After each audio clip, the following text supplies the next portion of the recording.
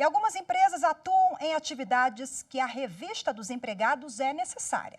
Mas só que é preciso ficar atento às normas para que o ato não provoque constrangimentos. Algumas situações podem até parar na justiça. A revista de bolsa e pertences do trabalhador tem sido, com frequência, alvo de ações na Justiça do Trabalho. Em alguns casos, ela é permitida, mas os abusos resultam em processos e condenações com indenização por dano moral.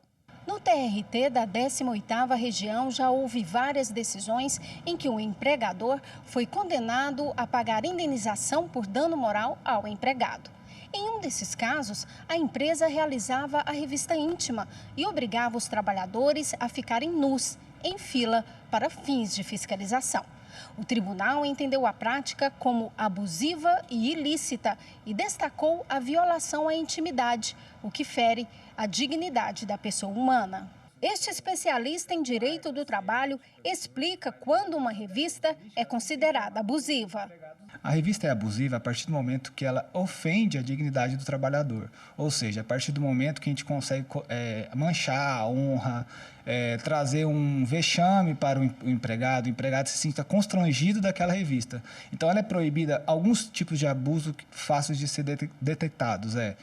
Revista íntima, contato físico com o empregador, não pode haver mexer nos documentos, mexer na bolsa, ela só deve ser mostrada. O advogado esclarece que a revista permitida é aquela feita sem qualquer discriminação e acertada de forma prévia entre empregador e empregado.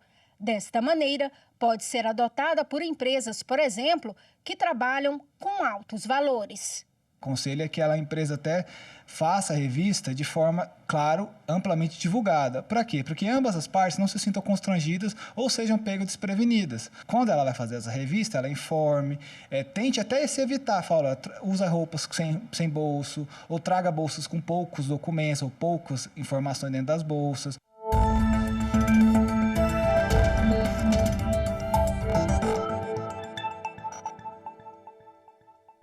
Bom, e para falar mais sobre o assunto, repercutir a reportagem que acompanhamos agora, eu recebo aqui no estúdio a advogada Renata Vieira Fonseca. Seja bem-vinda, boa tarde. Obrigada, boa tarde. Doutora Renata, acompanhamos ali, o advogado ele já adiantou um pouquinho, né?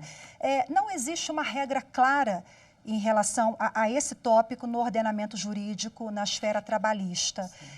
Mas vale o bom senso, então? Sempre vale o bom senso. O que acontece é que a CLT não traz um regramento a respeito da questão como fazer a revista íntima. O que a gente acaba utilizando são regras internas da empresa. Então, essa regra interna tem que ser analisada, verificar qual a forma que vai ser feita essa revista. Não só a revista íntima, em alguns casos, mas também revista de bolsa, de equipamentos que as pessoas levam e tudo mais. Mas sempre tem que ter muito bom senso, porque senão você atinge muito rapidamente a honra e a imagem do empregado. Você citou agora há pouco bolsas, né, objetos. Isso pode, porque dependendo da empresa, em lojas, enfim, às vezes até o próprio cliente, né, é abordado para dar uma olhada ali na bolsa. Sim. Em relação ao trabalhador, então, dependendo da esfera trabalhista, o empregado pode. O que vai acontecer o empregador, em algumas situações, ele tem uma regra interna e que ele traz quais as formas que que os empregados serão abordados para essa revista. Então, ele sempre tem que ter um limite muito sério. Então, bolsas, a gente recomenda que as bolsas não sejam profundas, que as bolsas sejam com poucas matérias, carteira, pouca coisa, e que seja só uma revista superficial, não uma revista de enfiar a mão e tudo mais. Feita pelo empregado, né? Ele vai estar ali o empregado sempre junto, o empregado sempre junto de um supervisor. Preferencialmente não sozinho, porque com isso você tem uma tendência de que todos sejam revistados de forma igual.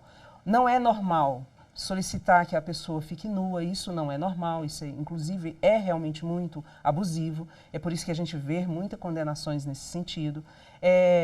Não é normal também as questões com relação à roupa, então depende muito da situação. E depende muito do empregador, porque nós temos empregadores que tratam de valores, segurança, então depende muito. Lojas, por exemplo, geralmente nesses casos já é filmado, então quando chama para a abordagem do empregado, já tem uma situação que já está caracterizada previamente por conta das filmagens que foram feitas. E aí, com regra interna, você verifica como que vai ser feita essa revista. Quer dizer, ainda com indícios, não pode ultrapassar essa esfera. Exato. Agora, o trabalhador se sentiu ali ofendido, né, teve a sua honra violada, ele procura quais os órgãos, o que fazer? Geralmente ele pode fazer uma denúncia anônima no Ministério Público do Trabalho, que vai tomar as iniciativas com relação a um procedimento de investigação. Ele pode também fazer uma denúncia também na Superintendência Regional do Trabalho, que hoje, antigamente era ligada ao Ministério do Trabalho, agora é o Ministério da Economia, então ele pode fazer essa denúncia anônima no site e sempre ele pode buscar um advogado e procurar a Justiça do Trabalho, até mesmo sem o advogado. Ele pode procurar a Justiça do Trabalho e pedir seus direitos.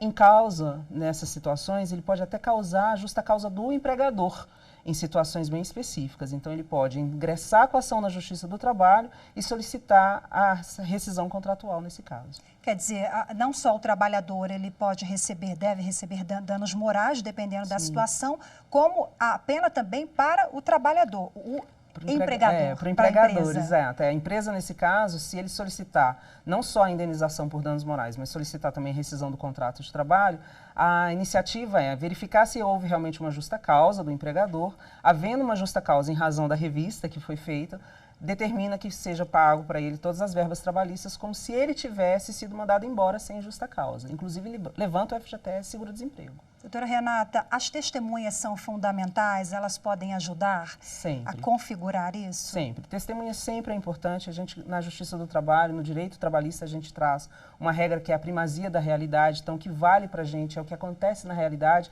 nem sempre o que está no contrato. Então, ainda que eu tenha uma regra interna sobre forma de revista, se essa regra interna foi desrespeitada, uma outra testemunha, um outro empregado pode trazer essa situação para mim. Mas e no caso das empregadas domésticas, por exemplo? É uma situação que já é mais complicada.